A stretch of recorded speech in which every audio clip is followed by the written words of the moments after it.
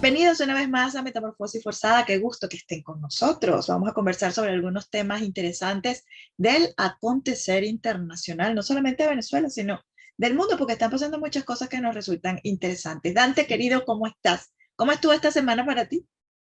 Muy bien, encantado de saludarte, encantado de que nuestros amigos estén de nuevo con nosotros.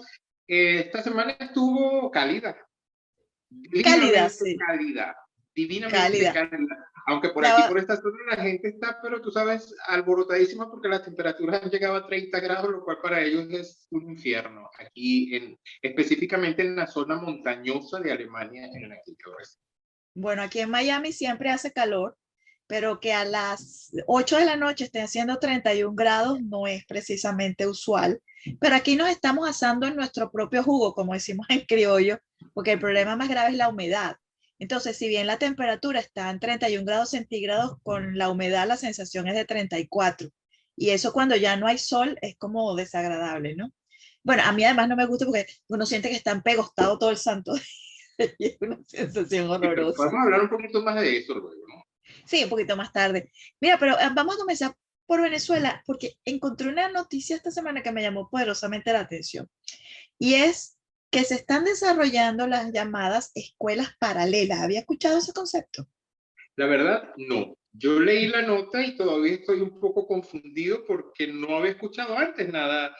eh, Bueno, cuando nosotros estábamos en Venezuela era normal que a muchos muchachos, incluyendo el mío, lo mandáramos a tareas dirigidas, que eran una especie de vigilancia particular para elaborar las tareas.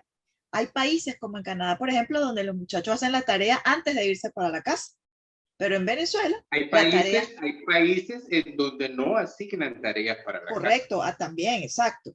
Pero nosotros en Venezuela, a ti y a mí nos tocó irnos para la casa al mediodía, hacer tareas en la tarde y llevarlas al día siguiente para la escuela, ¿no?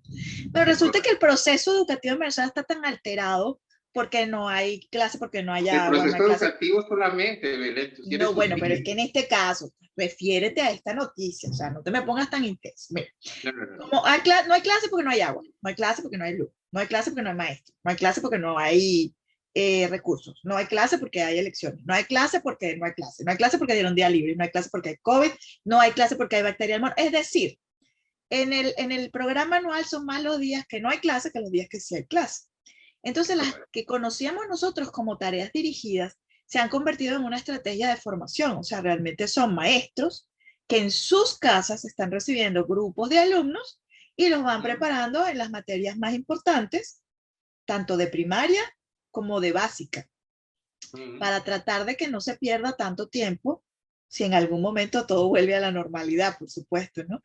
Entonces, Tan además, eso ha sutil, sido, tan sutil. además, eso ha permitido a muchos educadores tener una entrada adicional, porque ya sabemos que los sueldos no alcanzan ni para comer. Entonces, bueno, esa situación de las escuelas paralelas me parece sumamente lamentable y me parece uno de los dejos más graves que está dejando la situación sociopolítica del país, porque realmente la situación que vive en Venezuela es un problema sociopolítico que ha llevado, por supuesto, a una catástrofe económica, y esa catástrofe económica impacta negativamente en la prestación de servicios, impacta negativamente en la alimentación, que está garantizada en la Constitución Nacional, en la de antes y en la de ahora, por cierto. Y esto también impacta la formación de los nuevos venezolanos que están desnutridos y que no se pueden alimentar bien y que no llevan una vida con calma entre la AMPA desatada, o sea, el problema de inseguridad personal e inseguridad jurídica que hay en el país, y encima de eso no tienen un proceso de formación que realmente esté funcionando, aunque si le preguntan a Nicolás Maduro o a cualquiera de los elementos del régimen, les dirá que todo es un paraíso, y también habrá quien te diga que Venezuela ha mejorado mucho. Claro, Venezuela ha mejorado mucho si tú tienes un ingreso en dólares y está por encima de los 1.500, $2.000 mensuales, ¿no? Cosa que no tiene todo el mundo, ni siquiera los que viven fuera de Venezuela. ¿Me equivoco? Así es, no, no te equivocas, pero llegaste, o sea, empezaste sutil, sutil, sutil y llegaste a unos niveles de acidez, pero estupendo. O sea, es decir, que lo que antes era, o sea, lo que nosotros conocimos como la excepción se ha convertido en la regla. O sea, quienes nos ayudaban a hacer nuestras tareas en las tardes cuando regresábamos de la escuela, se han convertido ahora, digamos, en los maestros formales, a los que están formando a las nuevas generaciones de venezolanos que tienen al menos la posibilidad de acercarse hasta las casas de los profesores y que entiendo que sus padres contribuyen de manera privada al sustento de estos profesores, ya que los sueldos son unos sueldos nominales y total y absolutamente formales. Tú mencionabas como uno de los elementos que inciden negativamente en el proceso educativo venezolano el AMPA, la violencia.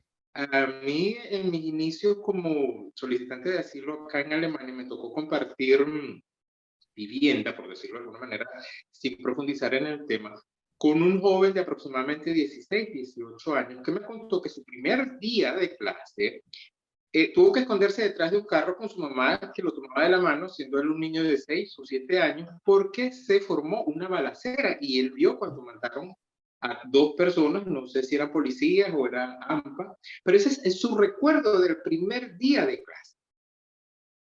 Wow.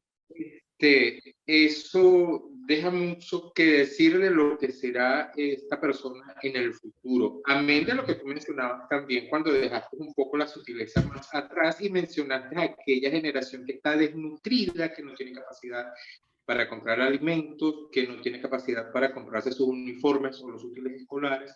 He conversado hoy con una persona de Berlín y trataba de explicarle un poco la situación de Venezuela y le decía, te parecerá muy vano el ejemplo, pero un individuo en Venezuela, una persona adulta, hombre o mujer, probablemente tenga que pasar hasta 3 años con el mismo par de zapatos por la imposibilidad que tiene debido a la poca capacidad económica Sí, así es.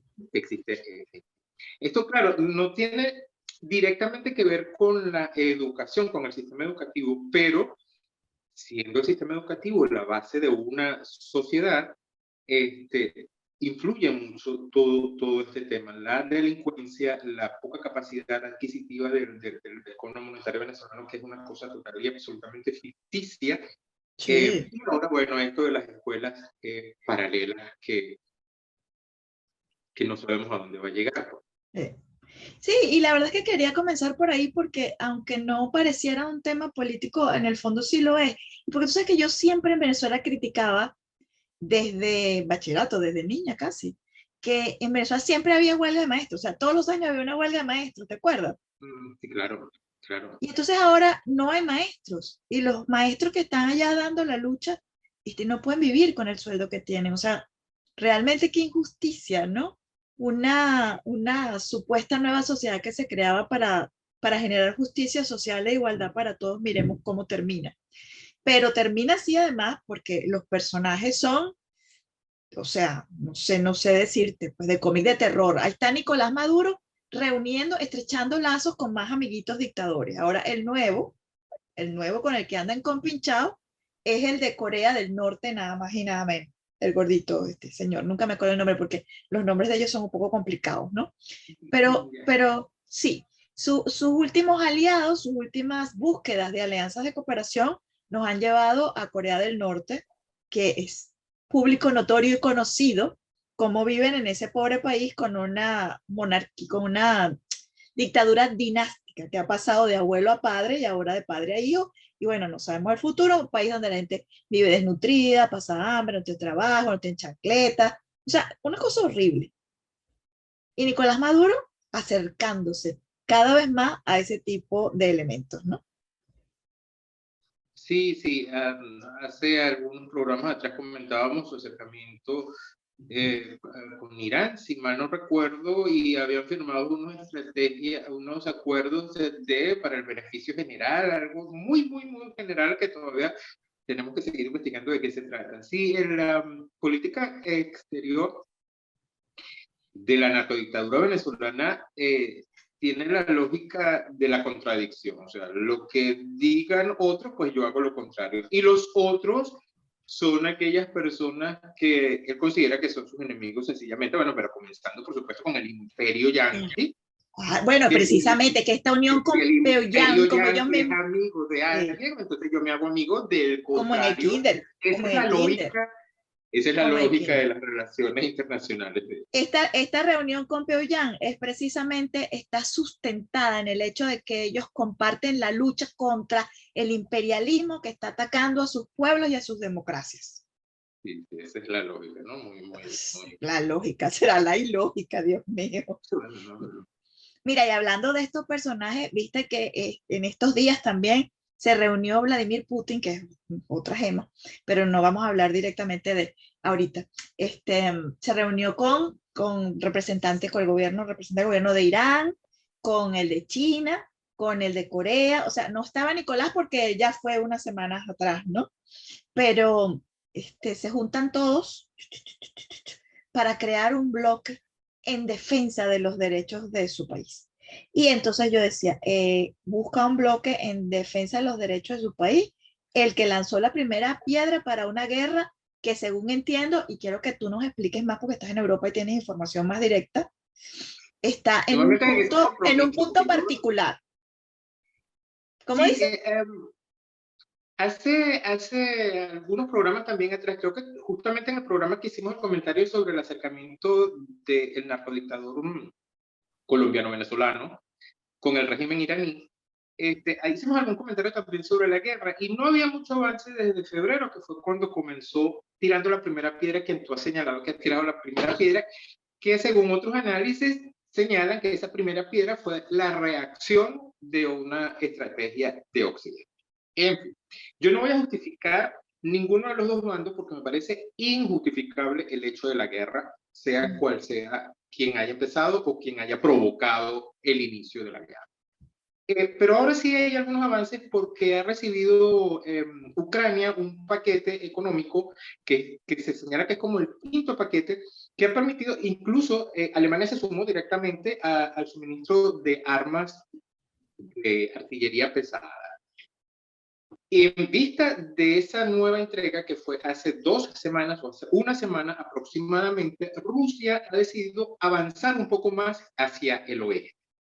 Hay quienes dicen que eso es también reacción de este nuevo paquete de armas que se le ha entregado a Ucrania por parte de la OTAN. Aparte de eso, hay un paquete también de drones, por ejemplo, que se le ha entregado directamente desde los Estados Unidos a Ucrania para atacar bases nucleares rusas. Entonces, claro, eso complica el panorama sin justificar, como había dicho, y eso lo reitero, ninguna de las agresiones ni de lo que está sucediendo en la guerra. Pero eso es lo que está en la actualidad. Por otra parte, están las contradicciones de la guerra. Se firma un acuerdo para continuar con la exportación de cereales, que es uno de los peligros que se tenía, una de las temores que se tenía a nivel mundial, la escasez de trigo, la escasez de pan. Entonces se firma en Turquía un acuerdo entre Rusia y Ucrania para continuar, a pesar de la guerra, por eso digo las contradicciones, a pesar de la guerra con las exportaciones. Sin embargo, al día siguiente Rusia ataca puestos localidades ucranianas.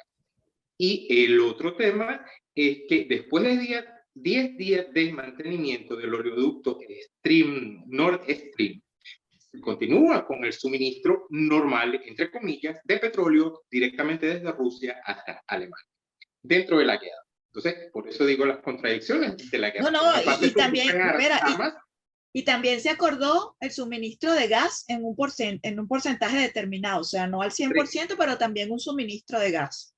Después del mantenimiento, que es un mantenimiento que se hace regularmente, creo que cada 3 años, 2 años, no recuerdo con exactitud, se continuó con el suministro de gas a través del oleoducto, pero con un 30% de la capacidad, porque según hay 2 turbinas que están en mantenimiento, una en Canadá y otra no recuerdo en qué parte. Pero entonces hay quienes hacen el análisis contrario y dicen, el tema del mantenimiento de las turbinas es la excusa que tiene Rusia para no continuar con el suministro al 100%. Pero bueno, esos son temas que se suman al escenario de la guerra. Por otra parte, ya el ministro de interiores de Alemania señalado, pues que sí, en vista del acercamiento de la época fría del invierno, pues habrá que concientizar a la ciudadanía para el ahorro de calefacción, de gas, etcétera, etcétera.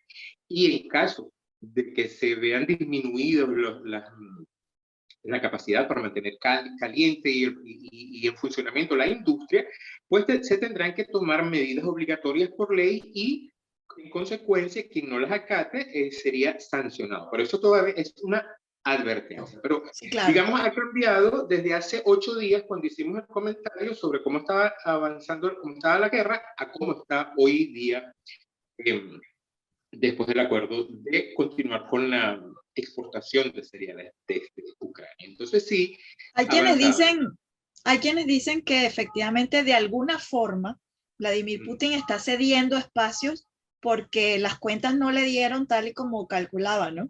Es decir, por ejemplo, señalan que imaginaron en el escenario posible la respuesta de Ucrania no iba a ser tan sólida como ha sido, es decir, que ellos no se iban a unificar quizás porque tenían esa idea, vamos a llamarla equivocada, romántica, de que ellos querían volver a adherirse al bloque ruso, cosa que no funcionó. Después pensaron que los aliados internacionales lo iban a ayudar por determinado tiempo y resulta que cada vez es más formal y más grande la ayuda y eso tampoco lo calcularon correctamente y parece, dicen los entendidos, yo no sé mucho de eso, yo solamente leo y comento. Y también dicen que en el tiempo que se establecieron para lograr objetivos, tampoco se ha dado y en consecuencia no se sabe exactamente cuánto tiempo más puede durar ese conflicto, pero sí se sabe que no parece tener una solución en el corto plazo. Es decir, no en los meses que quedan de este año. No. Sí, hay, por ejemplo, el argumento para sostener que Rusia calculó mal sus números es, por ejemplo, la pérdida de Kiev, que es la capital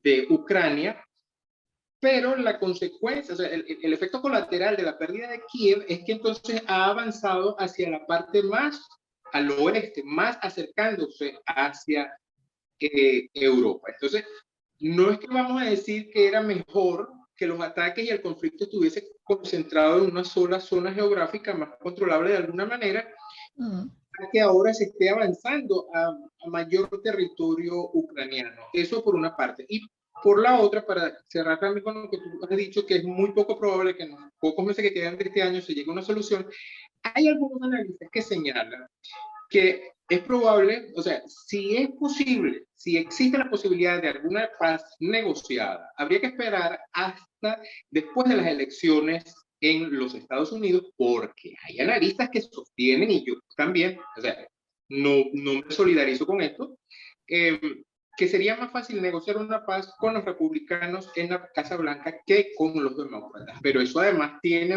otro sustrato. Es suponer que en las próximas elecciones serían los republicanos quienes nuevamente me llama poderosamente la atención porque también hay una parte que dice que el mundo ya no es de Estados Unidos. Entonces tú te preguntas, y entonces, ¿cómo es la cosa si realmente una paz negociada necesitaría per se un ancla, una palanca, un apoyo, un conjugar de los Estados Unidos? O sea, ciertamente Estados Unidos sigue siendo un país líder en el momento internacional, pero es interesante porque hay mucha gente que dice que tiene en su discurso el hecho de que, de que los países tienen que respetarse ¿cómo se llama? Su propia identidad, pero dependemos de lo que pasa en Estados Unidos para tomar una decisión. Eso no es parte de nuestra discusión y no nos importa tampoco, pero es interesante ver los hechos y ver cómo se están moviendo los hilos, no paran de moverse y la repercusión sigue siendo mundial, como le dijimos en el primer programa en el que hablamos del inicio de la guerra, ¿te acuerdas? Sí. Que antes las cosas eran localizadas y pasaban o solo en Europa, o solo en Asia, o solo en África. Ahora la cosa es global y afecta a todo el mundo y todos vemos en el bolsillo, en el precio de la gasolina, en lo que será el precio de la calefacción en el invierno, si las cosas siguen como están, porque se dispararán seguramente los precios del gas en Europa. Entonces, todo lo que está pasando tiene consecuencias inmediatas y también a mediano y largo plazo. Vamos a ver qué pasa. Hablando de frío y de climas severos, como la Alemania helada de diciembre, enero. Ahora el problema es el calor. Ahora el problema es el calor, así es. Ahora el problema es el calor, porque resulta ser que la Organización Mundial de la Salud ya ha señalado el número de muertos, o sea, la proyección de muertos en un lapso menos de un mes, entiendo, en Europa, fundamentalmente en España y en Portugal, donde al parecer han sido más altas las temperaturas que todos los años anteriores, ¿no? Entonces la gente se está muriendo de calor, se me estoy muriendo de calor, ya no es literal, o sea, ya no es una frase que quiere representar que tiene mucho calor, ya es un hecho, la gente se muere de calor. Y no se muere de calor en el África árida, tú sabes, eso que veíamos en la foto. No, se mueren de calor en las poblaciones de Portugal y de España. Cuando yo leí la nota dije, wow, o sea, eso del calentamiento global no es mentira, lo que está pasando en el planeta no es mentira y la repercusión también la vemos. Sí, claro. Voy a comenzar por lo último que has dicho sobre el calentamiento global, ¿no? Que es un tema así también súper maleable, porque lo del calentamiento global en contra de los países industrializados, de repente es un discurso que viene de parte de la izquierda y tal. En algún momento de la historia, según nosotros estudiamos cuando estábamos pequeños también en el bachillerato, en la universidad, qué sé yo, todos los glaciares del planeta se derritieron y comenzó una nueva era. Eso puede formar parte de la evolución natural del universo, de la Tierra, qué sé yo, en fin. Solamente hago la acotación porque para poner en duda no tanto ese discurso sería de manera tan tajante, que la culpa es de la industrialización y de la modernidad. Nosotros somos seres evolutivos y entonces cuestionar esa evolución me parece un poco traído de los pelos. Pero cuestiones o no cuestiones la evolución, hay cosas que son fact, que son hechos, como por ejemplo los combustibles fósiles. Y el daño que hacen los combustibles fósiles en el medio ambiente, el daño que hace la tala, porque los hombres de las cavernas, no es lo mismo los hombres de las cavernas que la superpoblación del siglo XXI. Claro, entonces sí, nosotros nos estamos comiendo el planeta. La explotación, 100 años, la explotación de los combustibles, de los hidrocarburos, pues era la maravilla, era lo más moderno del mundo, entonces qué sé yo, ahora pues nos dedicamos que hay. Pero bueno, en fin, el tema del calor, a mí particularmente, que vemos una tierra tan caliente como Venezuela, que a veces soportábamos hasta 32, 34, 35 grados, y aquello como que sí es maravilla, hay dos cosas que a mí me llaman la atención. En primer lugar, es que aquí el cambio de estaciones te sorprende con un golpe de calor cuando te llega a 30 grados, y te estoy hablando que yo vivo en una montaña, y cuando llega a 30 grados la temperatura, la gente está muriéndose. Y yo incluso he sido, digamos, víctima de ese calor. Me dice, ¿qué me pasa si yo estoy acostumbrado a temperaturas de 35, 36 grados? Pero es que aquí hay un efecto invernadero, porque es como vivir en el Parque Henry Pittier, que es ese calor húmedo, bochornoso, pegajoso. Pero aquí te sorprende después de 6 meses de temperaturas que bajan a los 10 grados, o sea, que están por debajo de 10 grados por debajo de cero. Entonces, eso afecta por una parte. Por la otra, es eso, pues, que es la sensación térmica de encierro, entonces el aire se vuelve un poco pesado, o sea, no es aire fresco donde circula brisa. Entonces son otras condiciones las que afectan, incluso yo decía, bueno, pero ¿por qué me estoy afectando? Sí, claro, hay una especie de efecto invernadero que sorprende después de 6 meses de bajas temperaturas y por supuesto el cuerpo se resiste a ese cambio o le cuesta mucho adaptarse a las nuevas condiciones climatológicas. Entonces, es complicado el tema de los cambios de temperatura por y la gente, parte sí. del mundo. Mira, pero hay una cosa que hay que aclarar. La gente no es que se muere de calor, ay, me dio calor, pero me morí. No, lo que pasa es que cuando no, exacto, cuando las temperaturas se elevan por encima de los 40 grados, el cuerpo, que tiene unas condiciones particulares, empieza a reaccionar a esa subida de temperatura. La gente con hipertensión tiene problemas más graves, la gente con problemas coronarios tiene problemas más graves, la gente con afecciones respiratorias tiene problemas más graves, y esos son los fallecimientos. Es decir, no es que la gente va caminando por la calle, hizo calor y ¡plá! Se murió como una comiquita. No, es un hecho biológico, pero que se ve acentuado por unas temperaturas que es difíciles de contrarrestar, porque en Europa especialmente no hay un uso del aire acondicionado tan generalizado como aquí en Estados Unidos, que aquí es normal que todo, o sea, tú me preguntas siempre que por qué grabo con un suéter y te digo porque la temperatura de mi casa es 18 grados centígrados. pero si tú sales a la calle es 33. Sin embargo, aquí tú solamente pasas calor si caminas, pero tú sales de tu casa con aire acondicionado, a tu carro con aire acondicionado, a tu oficina con aire acondicionado. Es como Maracaibo, pues, donde tienen 40 y 41 grados, pero es la ciudad más fría de Venezuela porque todo tiene aire acondicionado, ¿no? Y aquí Entonces, todos tenemos calefacción. y allá todos tienen calefacción, correcto. Todos tenemos calefacción. O sea, cuando va llegando el mes de mayo, junio, se apaga la calefacción y se abren las ventanas. Entonces, bueno, ¡Y yupi! y duermo, y tú sabes, o sea, es una maravilla. O sea, duermo con las ventanas de mi habitación abiertas, o sea, no lo puedo creer, es una cosa así. Es En otra. cambio, yo nunca abro las ventanas de mi casa porque se me va el aire acondicionado. Pero así estamos y así está el planeta. Así es. Bueno, cariño, creo que con esto cerramos esta discusión de hoy que estuvo bien buena, como siempre. Por lo general, tú eres muy buena conversadora. Ay, tengo con quién conversar, por favor. Mira, mantente al día con lo de la guerra, que tenemos que seguirle contando a la gente cómo van las cosas, ¿no? Y así tenemos dos Lamentablemente. visiones, la de América y la de Europa, me gusta. Sí, sí. Sí, sí, es interesante porque sé que de aquel lado hay otra visión y por aquí domina otra. Pero bueno, de eso se trata, de compartir y cada quien llega a a sus conclusiones. Ninguno, o sea, yo no quiero tener la razón, yo solamente trato de entender, como siempre lo he dicho, y comparto para quien quiera aceptar y escuchar nuestros puntos de Ya, y vista. reflexionar con nosotros, claro que sí. Bueno, muchas Claro. gracias a ustedes por estar con nosotros. La semana próxima estaremos con una nueva entrevista de esos venezolanos que están por el mundo haciendo una nueva historia país. Gracias por estar con nosotros. Chao.